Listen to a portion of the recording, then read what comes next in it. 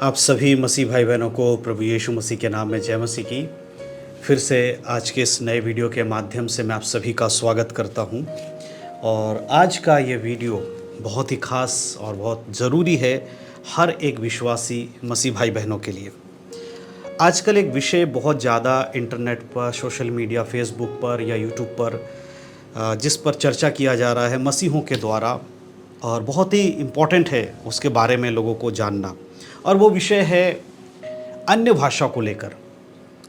आपने ऑलरेडी बहुत सारे वीडियोस यूट्यूब पर या फेसबुक पर देख लिया होगा अन्य भाषा से रिलेटेड वीडियोस, जिसमें कुछ लोग अन्य भाषा को सपोर्ट कर रहे हैं कि वो परमेश्वर की ओर से वरदान है, स्वर्गीय भाषा है। और कुछ लोग ये कहते हैं कि वो कोई स्वर्गीय भाषा नहीं है, परंतु वो संसार का जो भाषाएं होती, संसार में जितनी भाषाएं, उन्हीं में से किसी भाषा को बोलने के लिए वरदान मिलता है। और वो व्यक्ति उस वरदान को पाने के बाद, अन्य भाषा का वरदान पाने के बाद, इस संसार की किसी भाषा को वो बोल पाता है। तो इस तरह से दो गुट इस समय आपको सोशल मीडिया पर नज़र आएंगे, जो एक अन्य भाषा को सपोर्ट करते हैं जो कि स्वर्गीय भाषा है, जिसे आमतौर पे लोग समझ नहीं पाते हैं। और दूसरा ग्रुप जो ये कहते हैं कि ये कोई स्वर्गीय भाषा नहीं है, आप लोग कुछ भी जो बोलते हैं उनको ये बोलते हैं कि आप कुछ भी बोल देते हो, अपना ज़बान से कुछ भी लड़खड़ा के बोल देते हो, है ना। जिस तरह उदाहरण देते हैं कि आप अवलवा शावलवा कुछ बोल रहे हो और वो किसी को समझ में नहीं आ रहा, इसका मतलब है कि वो वरदान नहीं है, स्वर्गीय भाषा नहीं है। अब यहाँ पर कन्फ्यूज़न है लोगों में कि हम क्या करें। देखिए, मैं एक चीज़ यहाँ क्लियर कर देना चाहता हूँ, जो इसके सपोर्ट में हैं अन्य भाषा के उनके लिए भी, जो इसका विरोध कर रहे हैं उनके लिए भी, और जो तीसरे तरीके के जो लोग हैं जो कि इन दोनों की बातों को सुनकर कोई फैसला नहीं ले पा रहे कि सही कौन है, उनको भी मैं कुछ बातों को क्लियर कर देना चाहता हूँ। देखिए, एक चीज़ जो आपको समझना है, उसको आपको समझना बहुत इंपॉर्टेंट है कि अन्य भाषा क्यों दिया गया है या अन्य भाषा का मकसद क्या है।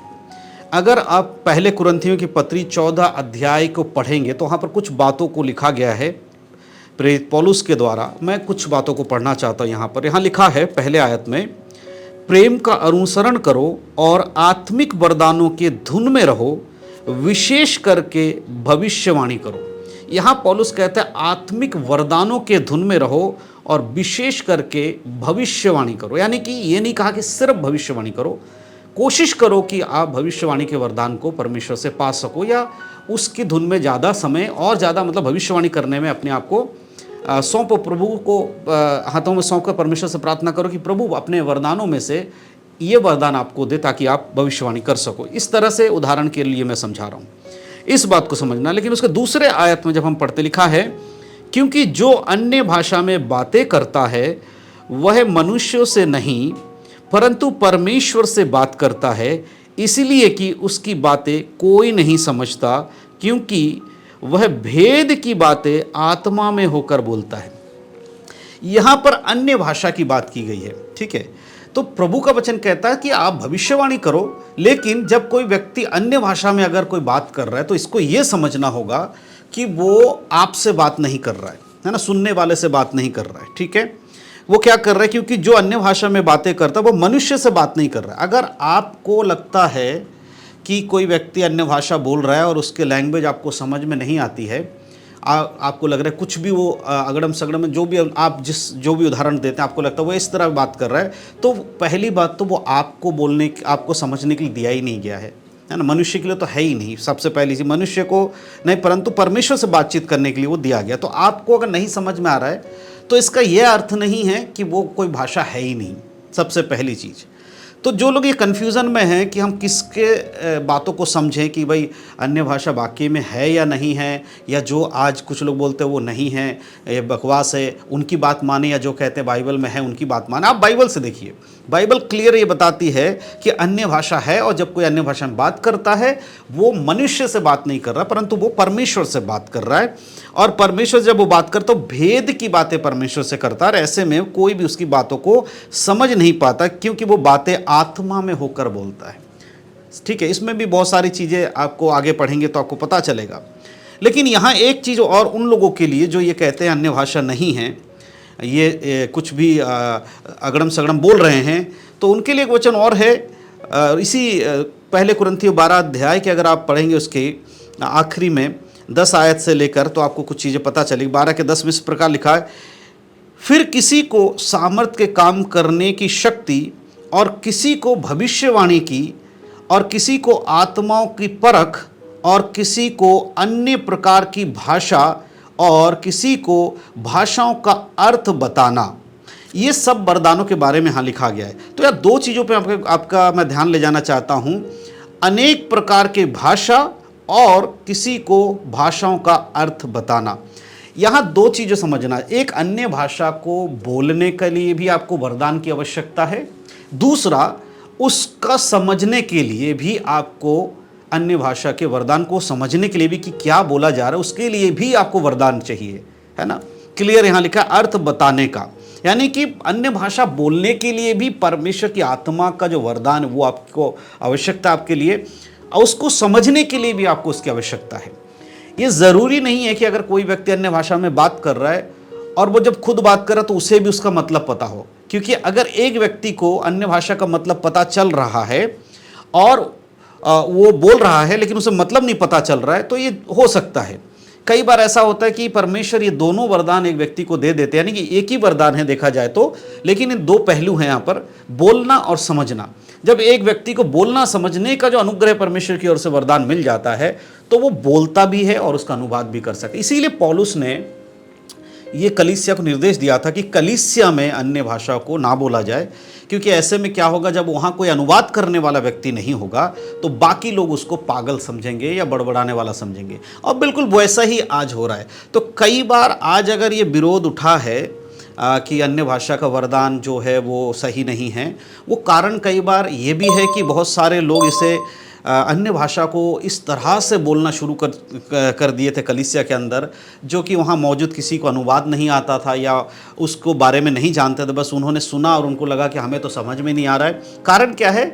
यही कारण पौलुस ने कहा था कि तुम जब ऐसा करते हो, अगर किसी को समझ में नहीं आता या अनुवाद करने वाला कोई नहीं है तो उस जगह पर मत बोलो। और बाइबल में और भी वचन है जहाँ पर यह बताता है कि जब कोई अन्य भाषा में बात करता है वो अपनी उन्नति करता है। किसकी उन्नति करता है? पवित्र बाइबल बताते अन्य भाषा से कलीसिया की उन्नति नहीं है। कोई व्यक्ति अगर अन्य भाषा में प्रार्थना करता है, अन्य भाषा में आराधना करता है, अन्य भाषा में परमेश्वर की महिमा कर रहा है, उससे उस व्यक्ति का जो व्यक्तिगत उन्नति है, आत्मिक उन्नति किसका? उस व्यक्ति का जो वो बोल रहा है। लेकिन कलीसिया की उससे कोई उन्नति नहीं है। कलीसिया की उन्नति किससे? भविष्यवाणी करने से। इसीलिए भविष्यवाणी करने पर जोर दिया गया है कि आप ज़्यादा भविष्यवाणी पे जोर दो, क्योंकि वो कलीसिया की उन्नति के लिए। तो इसका अर्थ क्या है? क्या भविष्यवाणी करना सही है? हाँ, बिल्कुल सही है। तो क्या अन्य भाषा बोलना गलत है? नहीं, बिल्कुल भी गलत नहीं है। आप जो अन्य भाषा बोल सकते हैं, अगर पवित्र आत्मा की ओर से वरदान है, आप बोलिए। अगर आपको समझ में भी नहीं आता तो भी आप बोलिए। अगर आपको कन्फर्मेशन है पवित्र आत्मा से कि ये आपको स्वर्गीय भाषा मिला है, प्रभु की ओर से मिला है, तो किसी के कहने से भी आपको रुकना नहीं है। ठीक है, रोकने वाले अपना तर्क देंगे, उससे कोई फर्क नहीं पड़ता। बाइबल बताती है कि आपकी आत्मिक उन्नति होती है उससे। यहाँ पर कुछ बातों को हमें ध्यान देना है। हमें वो कार्य नहीं करना जो बाइबल के विरोध में है या बाइबल जिसके बारे में मना करती है। यानी कि बाइबल कहती है कि ऐसे जगहों पर आप अन्य भाषा का इस्तेमाल ना करें जहाँ कोई समझ नहीं रहा है, या फिर उस जगह पे जो विश्वासी लोग हैं उनको विश्वास ही नहीं है कि अन्य भाषा है। क्या ऐसे में क्या होगा कि वो आपके ऊपर ध्यान देंगे, कुछ समझ नहीं पाएंगे, वो प्रार्थना में मन नहीं लगाएंगे। तो ऐसे में एक व्यक्ति को अन्य भाषा अपने व्यक्तिगत आत्मिक उन्नति के लिए ज़रूरी है। और वो कब करना? जब भी आप प्रार्थना में बैठे, आप अकेले में बैठे, कमरे में बैठे, आप अन्य भाषा में बात कीजिए, परमेश्वर से बात कीजिए, क्योंकि बाइबल बताती है कि अन्य भाषा में जो उसको मिला हुआ है वो अपने भेद की बातों को परमेश्वर से बताती है। तर्क देने वाले बहुत सारी बातों का तर्क देते हैं कि अन्य भाषा क्या है, जब किसी को समझ में ही नहीं आता है तो वो आपके समझने के लिए तो दिया ही नहीं गया है। सबसे पहली चीज़, अन्य भाषा बाइबल में इसलिए नहीं दिया गया है कि तर्क करने वालों को समझे, नहीं जी, उसलिए नहीं दिया गया। आपको समझ में नहीं आ रहा तो इसका यह मतलब नहीं है कि वो अन्य भाषा नहीं है, वो आपके अंदर वो वरदान नहीं है कि आप समझ पाओ। यही इसका मेन रीज़न। इसीलिए जब आपको समझ में नहीं आ रहा है और आप उसे अपने, जब कई लोगों को आपने देखा होगा खाने पीने की वस्तु को लेके भी इस तरह का न्याय करते। अब खाने पीने की वस्तु में किसी को पोर्क खाना पसंद है, किसी को चिकन खाना पसंद है, किसी को कुछ खाना पसंद है और किसी को कुछ भी खाना पसंद नहीं, यानी कि नॉनवेज कोई नहीं खाता है।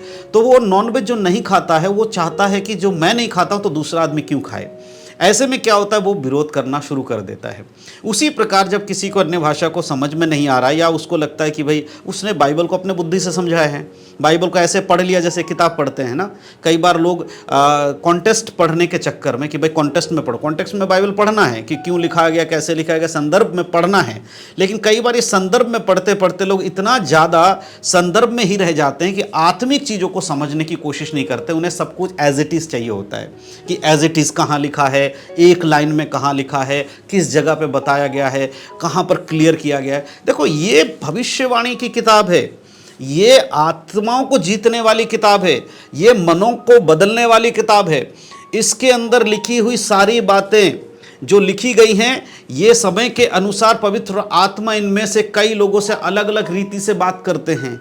भजन संहिता हो, उत्पत्ति किताब, प्रकाशित वाक्य किताब, कोई भी किताब बाइबल के अंदर जो लिखा गया है, हर समय जैसे जैसे परमेश्वर की आत्मा ने लोगों को अगुवाई किया, उस प्रकार से वचन का प्रकाशन लोगों को मिला है। तो आप जब इसको इस तरह से ले लेंगे कि भाई ठीक है, संदर्भ में पढ़ना है तो बस संदर्भ से बाहर जाना ही नहीं है, मतलब कि आत्मिक रीति से उसको समझना ही नहीं है। कहीं लिखा है कि पानी में मत कूदो, तो कूदना ही नहीं है, लेकिन उसमें आत्मिकता में कई बार परमेश्वर कहता है उसका अर्थ कुछ और है। कहने का अर्थ क्या है कि बहुत बार इतने कट्टर हो जाते हैं, इतने उसमें घुस जाते हैं कि भाई इसके अलावा कुछ नहीं है ना, मैं जो देख पा रहा हूँ, है नहीं, कोई व्यक्ति जब देख पा रहा उसके अलावा कुछ नहीं, ऐसा नहीं है। आत्मिक चीज़ों को समझना सीखिए। कई बार परमेश्वर की आत्मा इसमें से बहुत सारे चीज़ों को आपको क्लियर करती है। फिर तब इसी वजह से बहुत सारे लोग ये कहते हैं कि भाई एज इट इज़ कहाँ लिखा गया है, किस जगह लिखा गया है। तो हमें समझना होगा कि हमारे ऊपर एक पवित्र आत्मा है, और कई बार पवित्र आत्मा बहुत सारे भेदों की बातों को बाइबल के वचनों से बताती है। जब हम वचनों को उसको पढ़ते हैं तब हमें समझ में नहीं आता कि क्या है इसका मतलब, लेकिन जब पवित्र आत्मा हमारे बुद्धि में ज्ञान देते हैं, समझ देते हैं, ज्ञान की बातें, वरदान में ज्ञान की बात भी है, बुद्धि और ज्ञान की बात भी है। वरदान को अगर हम पढ़ते हैं इसके पहले दूसरे वरदानों में, तो बुद्धि और ज्ञान की बातें भी है। तो जब वो वरदान मिलता है तो परमेश्वर वचनों के अंदर भी बहुत सारी चीज़ आपको समझा देता है। तो जिसको वो वरदान नहीं है या जिसको समझ नहीं है, वो व्यक्ति इसमें कमियां निकालेगा और उसके बाद उसको लगेगा कि वो सही है। लेकिन आत्मिक चीज़ों को भी आपको समझना पड़ेगा कि आत्मिक संसार में भी बहुत सारी चीज़ें होती हैं। तो इसलिए अब आप फैसला कीजिए, आपको किसको सुनना है, किसको नहीं सुनना। आप पूरी तरह स्वतंत्र हैं, किसके बात पे जाना है, किसके बात पे नहीं जाना है। लेकिन बाइबल के अकॉर्डिंग अन्य भाषा है, और ऐसी भाषा है जो कोई इंसान समझ नहीं सकता जब तक उसको समझने के लिए बुद्धि या ज्ञान की जो वरदान है, समझने की वरदान, अनुवाद करने का वरदान ना मिला हो, तब तक नहीं समझ सकता। यही कारण है कि आज बहुत सारे लोगों को जब कोई अन्य भाषा में बात करता है उसे समझ में नहीं आता। और इसी वजह से अब एक चीज़ और भी समझना है कि अन्य भाषा हमारे खुद की व्यक्तिगत आत्मिक उन्नति के लिए है, तो इसे हम अकेले में बोले तो बेहतर है। जब बहुत सारे लोग एक जगह पर अन्य भाषा बोलने वाले लोग साथ में हैं, अगर वहाँ इस भाषा को लेकर आपस में बोलकर प्रार्थना किया जाता है तो ठीक है। लेकिन जब अकेले आप हैं और बहुत सारे लोग ऐसे हैं जो इस भाषा से परिचित नहीं हैं, उन्हें बाइबल से नहीं पता है कि कौन सी भाषा है या किस तरह से प्रभु की आत्मा अगुवाई करती है इस भाषा के लिए, अगर वो सब चीज़ें लोगों को नहीं पता, ऐसी जगह पर आप इसको बोलकर उनके लिए एक इस तरह कह सकते हैं मजाक बन जाएंगे, वो कहेंगे आप बड़बड़ा रहे हैं वाली बात हो जाएगा।